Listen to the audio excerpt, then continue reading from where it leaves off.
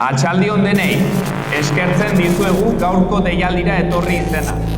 Alde batetik, sententziak Palazio de Arostegia SM eta fiskaltzak gure gain paratu nahi zuten akusaziorik larriena baztertu du, talde kriminal baten parte izatea.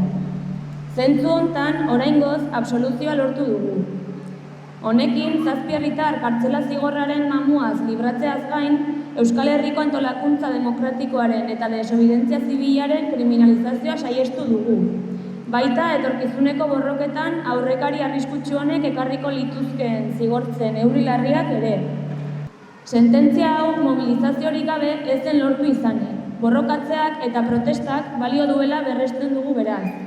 Bertzetik, epaiak alde batera utzi du Palazio de Arostegia SM-ek gure gain ezarri nahi zuen bizi osorako zigor ekonomikoa.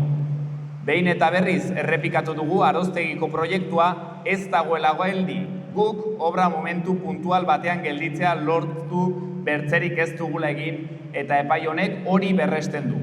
Beraz, enpresari gure sakeletik 43 milioiak lortzeko bidea etsi diogu. Enpresa honek aspalditik erakutsi du herritarren kriminalizazioaren bitartez bere helburua diru publikoa eskuratzeko bidea egitea dela eta kasu honetan berriz ere herritarren indarrari esker traba bat aurkitu du. Haatik, kasu honetan absoluzioa da epai justu bakarra. Euskal Herrian, historikoki errepresioa pairatzea normalizatzera ailegatu bagara ere, edozein zigor neurrigabekoa da. Prozesu guzti hau barrabaskeria galanta izaten nahi da. Denen lurra defendatzeagatik, bortxa eta derrigortze delituengatik kondenatzea, 1000 euroko kalte ordain eta 322.000 euroko isuna pagatzera kondenatzea ez da bidezkoa, ez da onargarria ere. Ez da bidezkoa makroproiektu espekulatzaileak inposatzen dituztenek, 100 urteko zuhaitzak botatzen dituztenek, errekak eta bazterrak hondatzen dituztenek, inolako ondoriorik jaso ez, eta guk, momentu batez sarraskiak geldiarazi izanagatik, zigorrak pairatu behar izatea. Argi erran nahi dugu, desobedientzia zibila ez da delitua. Herri bezala erakutsi dugu badugula ospatzeko 11 arrazoi.